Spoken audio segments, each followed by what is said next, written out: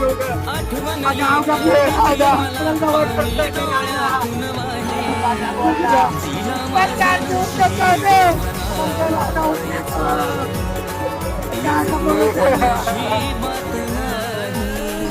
त्या अवस्थेत बघून डोळ्याचा मला आपोआप फुटला होता. या दिवशी डोळ्यातलं पाणी बी थांबत नव्हतं. माझ्या नशिबात कागद एकटेच राहलेले वाटतं त्याने. एक करून माझ्या काळजावरची सगळी माणसं हिरावून घेतली होती.